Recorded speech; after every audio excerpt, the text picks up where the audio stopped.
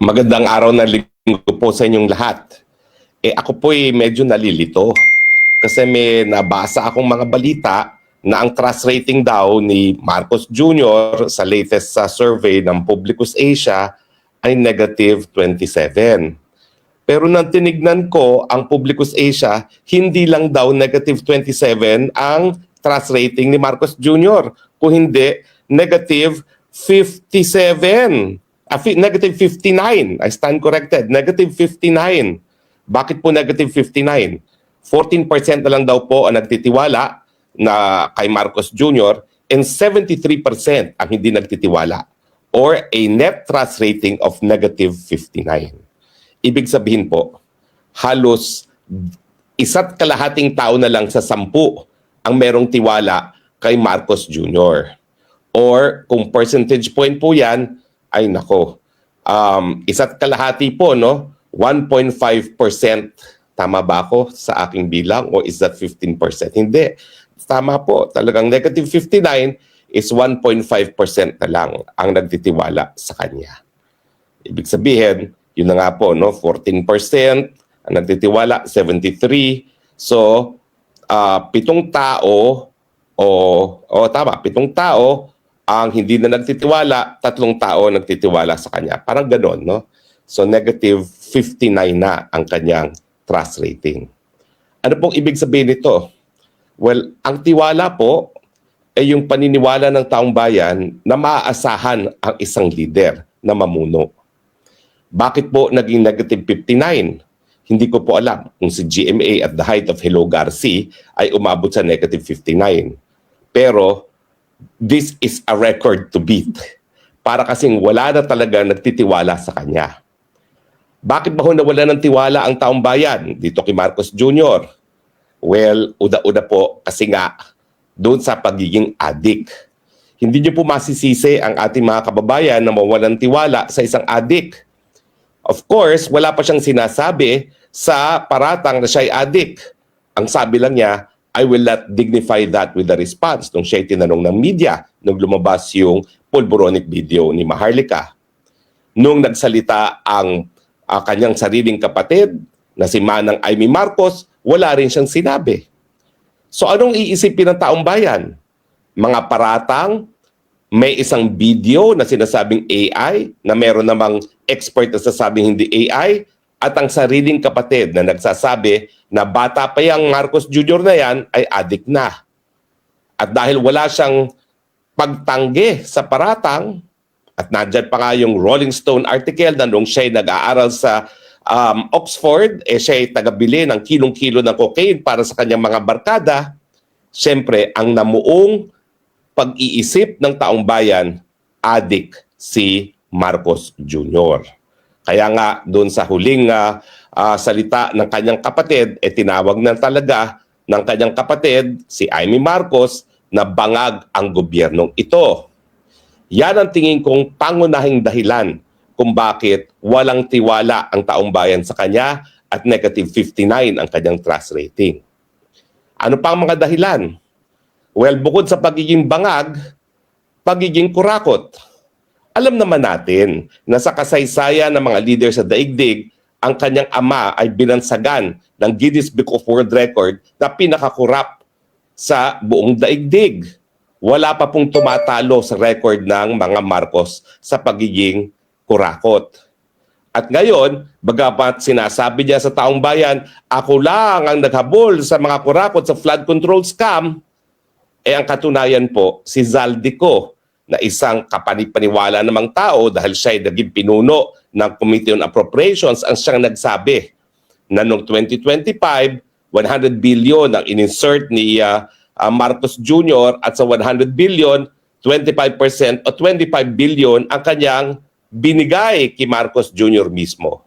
At nandyan nga yung Marines 18 plus 4 na nagpapatunay na sila yung mga inutusan ni Zaldico na mag-deliver ng pera sa kanya.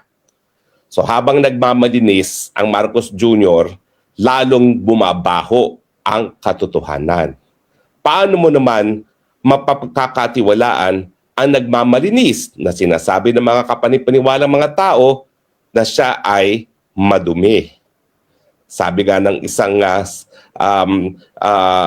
saying sa Tagalog, no, bago mo putahin ang putik ng iba, linisin muna ay yung putik sa iyong mga muka. Bukod pa dyan, dahil siya ay adik at siya ay kurakot, alam natin na siya ang problema. Bakit? Kasi nga siya ang presidente. Siya ang dapat nagmumuno para bigyan ng solusyon ang problema ng taong bayan. Huwag niyang sisihin ang napakataas na presyo ng bilihin sa putukan sa gitnang silangan. Bagamat yan talaga ay naging dahilan para mas maging mataas pa ang presyo ng bilihin sa Pilipinas, wala pang putukan. Alam natin, champion ng Philippines pagdating sa presyo ng mga bilihin. Presyo ng gasolina, presyo ng bigas, presyo ng kuryente. Wala pong tatalo sa Pilipinas. Nagtataka pa ba kayo kung bakit walang tiwala kay Marcos Jr.? Pero bukod pa po dyan, ang pinakaimportanteng katotohanan na patuloy pong lumolobo ang hanay ng mga nagugutom. Hindi na lang po kalahati. Mahigit sa kalahati na ngayon ang nagsasabing gutom sila. At sa mga susunod na mga surveys, hindi po ako magtataka kung magiging 60% na yung nagsasabing gutom sa kanila dahil patuloy nga pong tumataas ang presyo ng bilihin, patuloy pong pumapalpak ang ating ekonomiya, patuloy pong nawawalan ng balur ang piso, ibig sabihin patuloy pong lalo pang tataas ang presyo ng bilihin. Ang hinaharap po natin by way of leadership failure ay isang tsunami, unprecedented tsunami. Napakalaking problema na dagdagdagan pa dahil nga sa putukan sa gitnang silaman, pero walang presidenteng in charge. Houston, we have a problem. There is no president leading the Philippines. Kaya nga po, 59% ang distrust ngayon ni Marcos Jr. Kapag 59% ang distrust at wala ng tiwala na kakayanin ng Marcos Jr., ibig sabihin, nawala na siya ng moral authority na mamuno.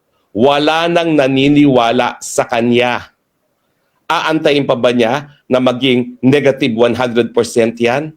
Baka mamaya, ang maniniwala na lang sa kanya ay ang kanyang bahay, ang kanyang mga anak at wala ng iba dahil dyan po tayo patungo. Sa tingin ko, sa hanay mismo ng Marcos na pamilya, alam nila ang problema. Alam nilang nagbubulungan sila. Hindi talaga kaya mamuno ni Marcos Jr. Bakit? Bangag kasi. Ang pagiging bangag, sabi ng mga doktor, ay isang malubhang kalagayan, isang sakit na nakakaapekto sa pag-iisip. Wala sa tamang pag-iisip, paano magkakaroon ng solusyon? Praning, kaya ngayon pinakukulong ang mga kalaban.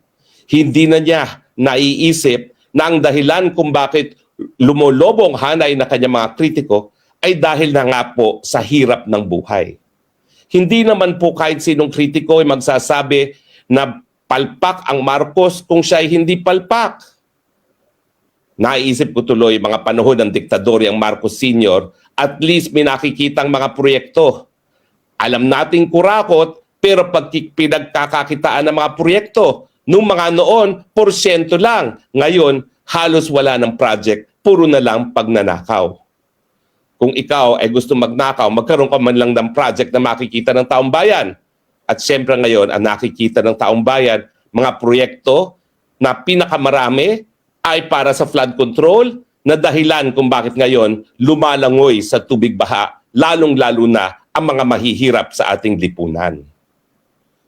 Nagtataka pa ba kayo kung bakit negative 59 ang trust rating ni Marcos Jr.? Pero ang tanong, alam natin na mga kababayan natin wala ng tiwala kay Marcos Jr. Pero bakit hanggang ngayon sa ating kasaysayan at hindi naman habang panahon nang nakalipas, dalawang presidente ang pinagtabuyan natin nang nawala ng tiwala ang taong bayan. Bakit si Marcos Jr. ngayon naririyan pa rin? Walang katunayan, bagamat hindi maiiwasan ang kawalan ng tiwala sa hanay ng taong bayan, ang militar pa rin ang siyang nagbibigay proteksyon sa kagustuhan ng taong bayan na sisantihin ang mga walang silbing presidente. Yan ang naging papel ng hukbong sandatahan nung pinatalsik at sinuka ang Marcos Sr. Yan din ang dahilan kung bakit napatalsik ang Erap Estrada. Erap Estrada na ang paratang ay kumita sa weteng na hindi man lang galing sa pondo ng bayan. Ito ang kinukurakot, pondo ng bayan. Meron pa bang duda na siya'y kurakot? Ang sabi ng mga Marines, mga modern day na mga heroes, sila mismo nagdeliver sa tahanan doon sa Paway, Ilocos Norte at ang sariling anak niya ang tumanggap. Walang pagkakaiba yan nung tinanggap di umano ni Dr. Loy Ejercito ang pera galing sa weteng galing kay Chavit Singson. Pero bakit ang taong bayan, bagamat wala ng tiwala, para bagang hindi nagpi-people power? Kasi ang katunayan po, ang tawag natin, people power, pero kinakailangan ang militar ang siyang magbigay proteksyon sa taong bayan. Bakit hawak po ngayon ng Marcos ang militar? Inalagaan po niya ang Chief of Staff. Inalagaan niya ang Chief PNP. So hindi gaya noong 1986 na bumitiw ang hepe ng pulis, si Fidel Ramos at ang DND, hawak niya ngayon ang DND Secretary Gibo, maski siya ay minsan naging Maltese citizen or dayuhan. Nakapagtataka nga bakit ang ating hukbong sandatahan talaga pa rin kinikilala ang ating Secretary of Defense, maski minsan ng kinutya ng ating Secretary of Defense ang pagiging Pilipino pabor sa para maging Maltese. Hindi po issue kung siya ay Maltese citizen pa rin. Ang issue, paano mo itataguyod ang pang-national interest ng Pilipinas na ikaw ay nung minsan tinalikuran mo ang pagiging Pilipino mo? Paano naman kami na nakakaraming mga Pilipino na nagsasabi kami sinilang, kami mamamatay bilang mga Pilipino? Kahit ano pang impyerno ang daanan namin dahil sa gobyerno ng Marcos Jr. Ano pang kinakailangan na ating kasundaluhan para protektahan ng taong bayan? Pag ubabot yan sa negative 100, masisira po ang isang bagay na nagbigay dangal sa ating bagong Pilipinas na labad sa mga diktadurya dahil po tayo kinilala ng daigdig na po pwede natin patalsikin, isuka ang mga walang kwentang leader na hindi nagdadanas ng dugo. Pag inantay pa natin maging negative 100 ang trust rating, puputok na yan. Parang bulkang ngayon, bulkang Taal, bulkan Kanlaon na pinagsama-sama. Aantayin pa ba natin yun? Aantayin pa ba natin na magdadanas ng dugo? Wag naman po.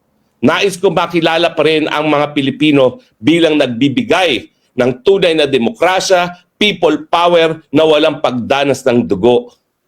Pero hindi lang po taong bayan ang dapat gumalaw.